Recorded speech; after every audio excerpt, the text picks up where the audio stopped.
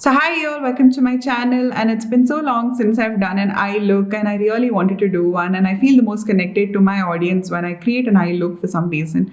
So often with a hooded eye, the most complicated thing is about finding the crease and cutting it, because there are literally like n number of wrinkles in that area and you really don't know what is the crease and where exactly you have to cut it, and a lot of times you cut it and within a couple of minutes it just kind of disappears.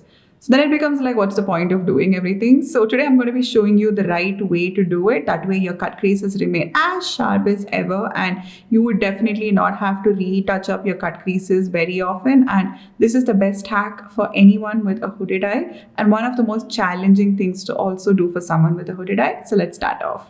Now, a crease blending brush will look like something which is on the left side, which is super huge, and then you have a pencil brush. So for someone with as less lid space as mine, and also with a hooded eye, we lose the crease area as well as the lid area. So the best thing to do at this point of time is to use a pencil brush. So I'm going to take my product and I'm first going to apply it in my outer corner. So once you apply the color in the outer corner, make sure that you open your eyes and you look straight and you mark the area which is the above the crease for someone with a hooded eye.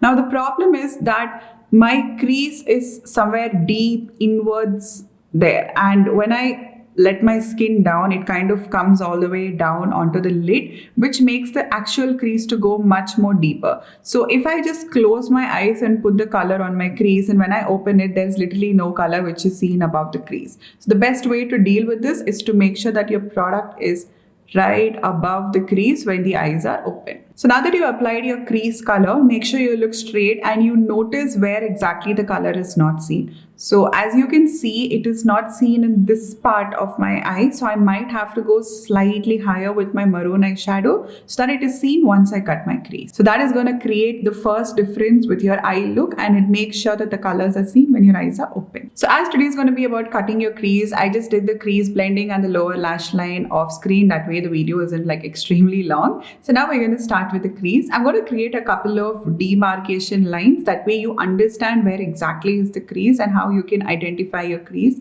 in the best way possible. So when you see my eye, I have a fold which is right over here. Okay, so that is exactly where my fold comes in. Now I'm going to make the fork a little more.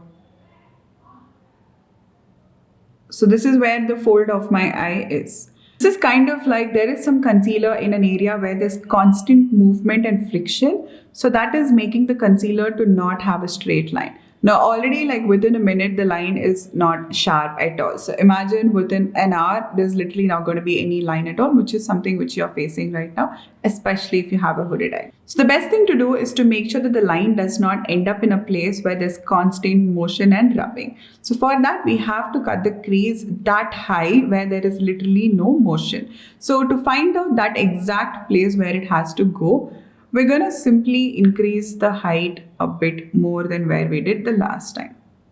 So again, you open your eyes and you check and you see whether it remains sharp, right? Now, while you're doing this, you can see that I have to lift my eyebrows so high to make sure that the line is slightly seen. And when I rest it down, the line is not there.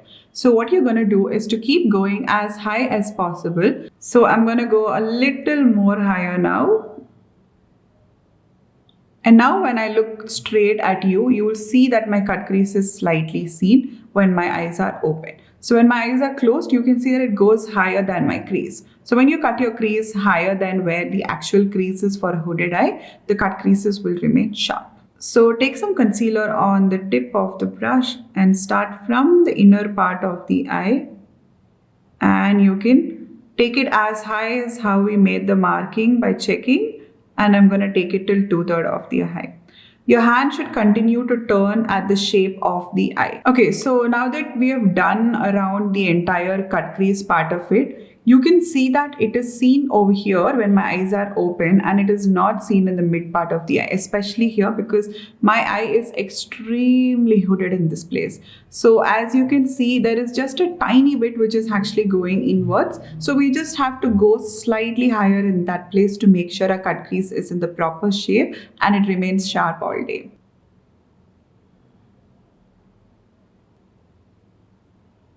So all we got to do is to kind of, apply the concealer on the entire lid, spread the concealer out, make sure it's smooth and even. Okay, so now comes the second problem, which is about applying your shimmer in the area which is super close to the crease. So often what happens is that when we're putting the shimmer, we go much more beyond the concealer into the maroon eyeshadows, which is in the crease, and it just looks completely messed up and you lose the sharp precise line. So go from under rather than vertically. Keep your brush flat on the skin and go very close to the crease and apply the product. So do not go and drag on top of the line, then that is going to move all the product away. So make sure that you go very close and you place your eyeshadow.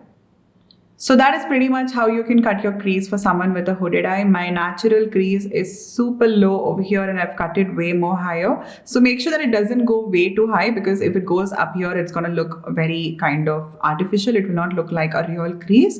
So you're just going to fake your crease like it looks slightly higher, and then it becomes super easy. So a quick tip for you is that suppose if it does not remain sharp, you can always clean the crease even after you finish the look with some concealer and touch up on some shimmer on top of it. So this is like a very easy hack, especially in the first few days when you're finding it hard to identify the crease.